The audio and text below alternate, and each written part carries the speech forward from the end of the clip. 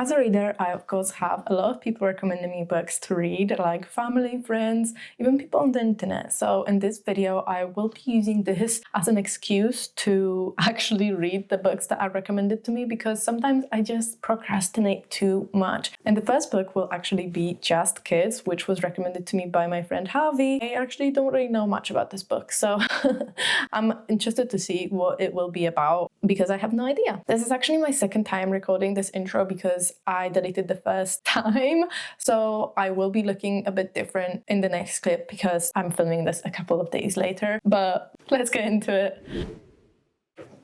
I was actually putting this book off because I don't really know who Patti Smith is. And I thought you kind of had to know it before you read her books, but I'm assured that's not the case because I don't know anything about that woman. I don't know anything about her music, her life, nothing. So I'm ready to find out.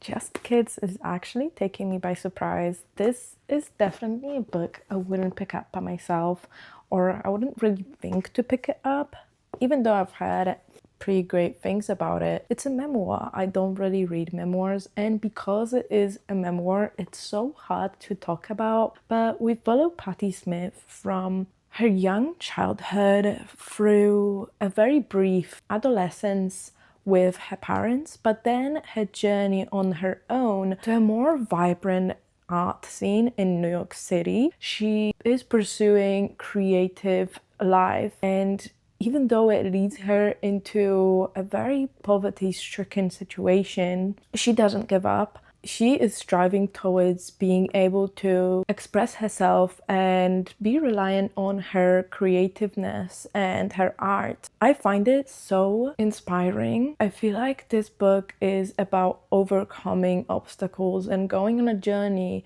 within yourself. We also get the relationship with Robert, which is a very, very strong connection that they form. And they have each other to go through these journeys together and on their own. And we see their personal growth so much, and just seeing how much they have to overcome and how the life in New York is and their living conditions, but how they just don't give up. Because to me, it's just, it's unfathomable that Patti Smith was homeless for a couple of weeks in New York City. It's just something that I can't wrap my head around as to like how she did that. Sorry, I'm getting like emotional because she was just so sure of herself that she was going to make it, and she was also feeling safe enough to be able to do it. I think it also is a thing of the times. Obviously, you wouldn't be able to do that right now. I don't think you would be able to do that right now, like as not out of necessity. It's just incredible to me how much work they have to put in to be able to rely on their art. I am only now beginning to get the start of their creative careers and how they actually propelled to what they were and what they are. And I'm halfway through the book, which I really like because I think the journey to get to stardom and to get what you want from life and to be able to have that creative evolution is what is important and what can really inspire you. So, yeah.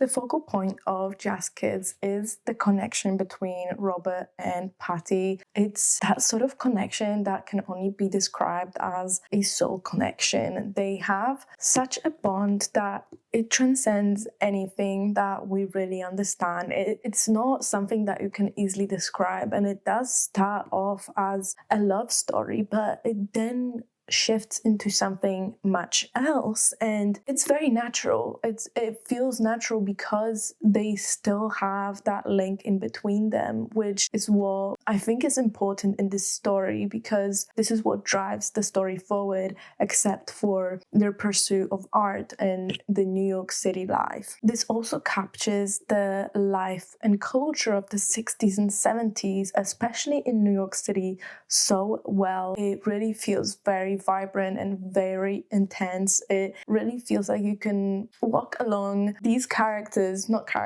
these people and feel and see what they are seeing. But it also communicates the life essence and reality, especially of living in New York City. I feel like not many books or people really talk about how hard it was making life for yourself as an artist in those days, or it's just not portrayed as well. But this captures that striving to become something, but not overwhelming yourself with how your life is at the present moment.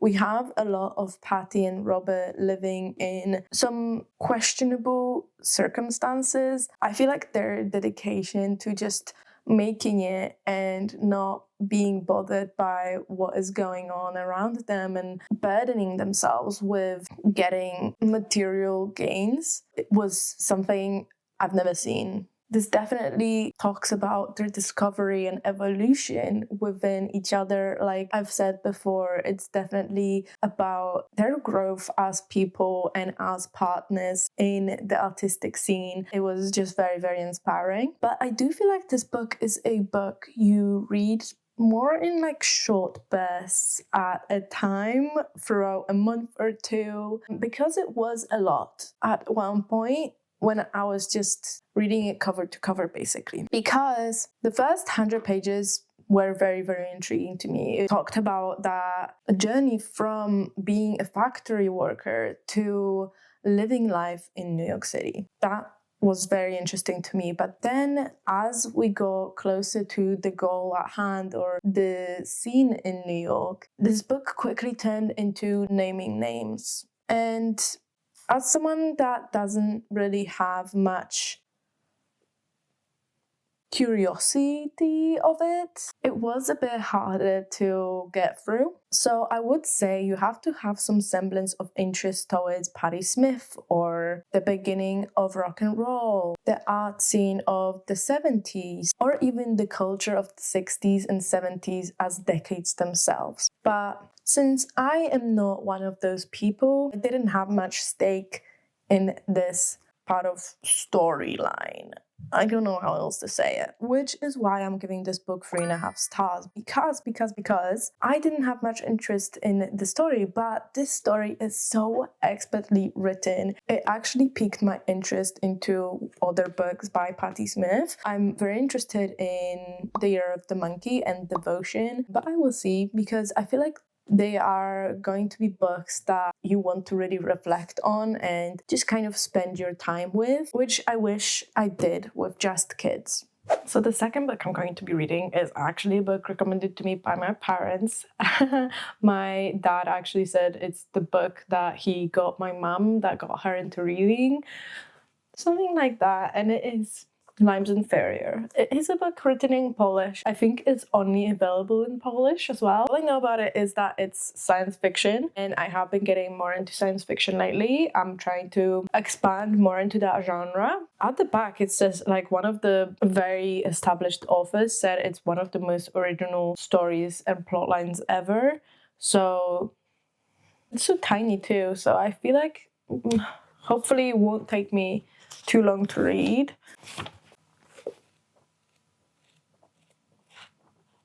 Oh, it doesn't have chapters.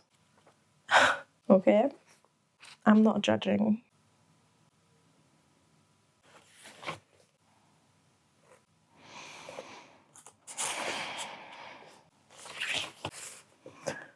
As you might know, I don't really read much in Polish because I don't like to. So this will be a good exercise for me to practice my language and not forget it, because forgetting it is embarrassing. However, this is written...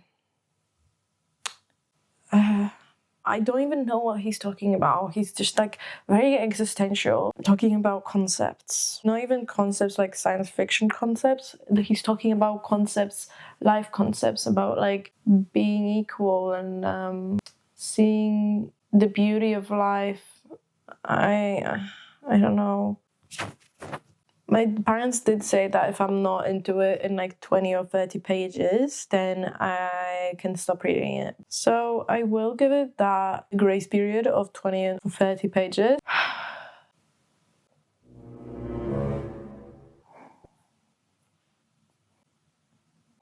Okay.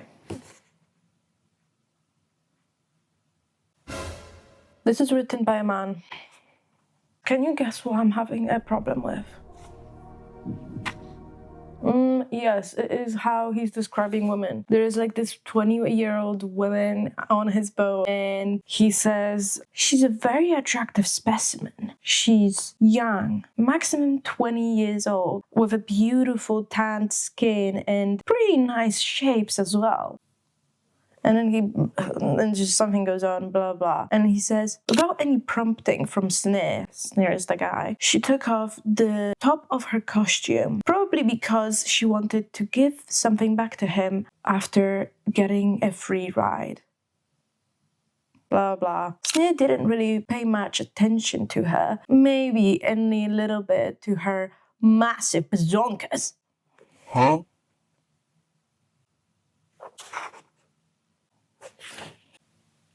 Okay, I'm on the 9th page, and I just don't think this is a book for me. I'm sorry to my parents, but I think they grew up in a different era than me, and I am not someone that likes to see women talked about so shallowly, because then he goes on to say that he goes into his own head and then he touches her arm and he realizes he's not alone on the boat, and he says, oh, we have to go back. We have to go back. And she's like, okay, well, that's amazing. Where are we gonna go eat? And then he says to himself, he immediately regretted what he said, because now she's gonna think about going to dinner with him. And even though he likes to take young women on dinner dates because it gives him popularity within his male coworkers or male friends, and it gives him that sense of being better and adds to him a sense of bling and whatever, he knew that she will want to be fair play and give back to him after getting a free ride on his boat. And he knew what that meant, and he wasn't in the mood for getting back to a hotel and having female company. Right. I feel like this author can only write women as something that only works in the bedroom. And I'm disgusted by that. So unfortunately,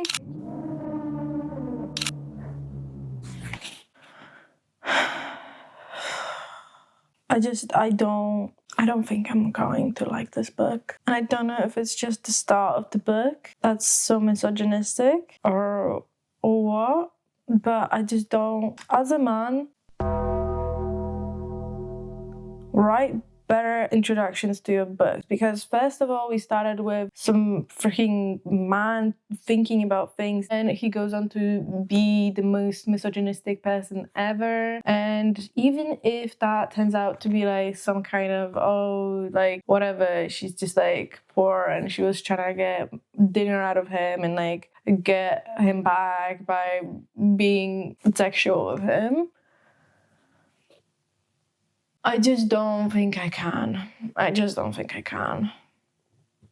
You might be asking yourself, why am I having such a visceral reaction to that book, even though I only read 9 pages? And it's because today I woke up and I saw the responses and tweets under the post of the first woman to go to the moon. And Obviously, it was all just fathead men that don't have a life of their own, saying how women are only good in bed and in the kitchen, and she's only going because she will give them pleasure, and that her husband is probably waiting for his sandwich at home. So genuinely, today I'm having a really bad day. If this book was by a woman, I would know that she is going somewhere with whatever she said, but I think a woman wouldn't write that. And as a man, I just know that he wrote it like that because he just simply wanted to. There is no bigger purpose to him saying it. That's just how he views women.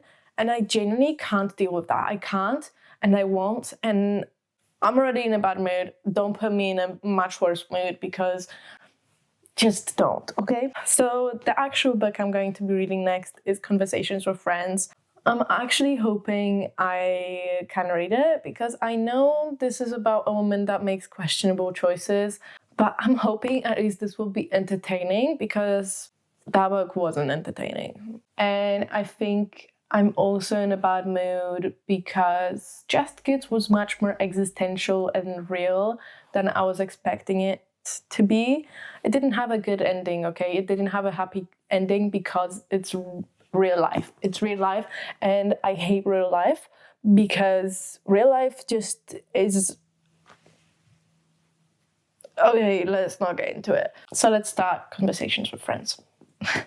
I actually just finished my third round of antibiotics and I can finally have coffee. I have had a detox of coffee for about a month and a half by this point, and I just want something nice. I want something nice, especially after what I just read. So let's make some coffee.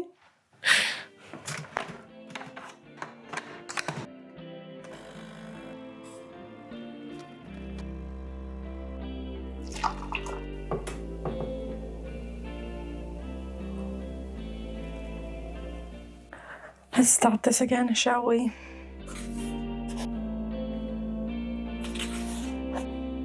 This is definitely much more my speed. I am quite sad that I couldn't read a book in Polish because I was actually excited to practice my Polish, but for my peace of mind, I know this is the better choice.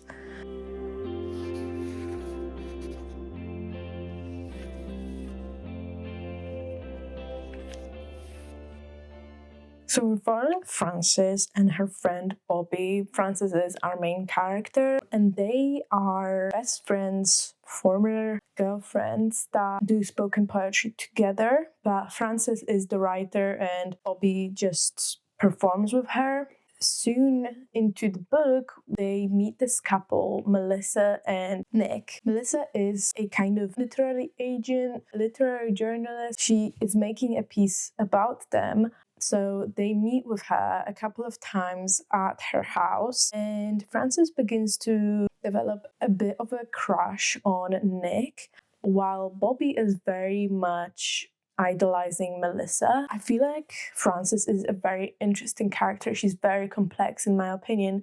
I thought it would be very obvious from the start that she makes questionable choices, but in my opinion, she puts on a front. She puts on this persona of being very confident about herself, even though we know that she is not confident. She has a very self-deprecating humor and uses sarcasm to deflect a lot of things. And we do have some moments where we can gather that she doesn't really like herself. She doesn't think she's that great and she doesn't deserve anything in life. And that kind of reflects into her view on life as well. I think she doesn't really want much in life, which kind of stems from the idea of not being worthy. I can already tell I'm going to become attached to Frances, even though, yes, she does get involved with Nick. She starts flirting with him a little bit and they get into a bit of a thing. It happens so fast. I thought it would have a lot of build-up, but it didn't have that much build-up, honestly. I am interested to see what else is going to happen because I'm only 100 pages in and I've already underlined so many things. I never really underline things, but I feel like Frances is just such an interesting character.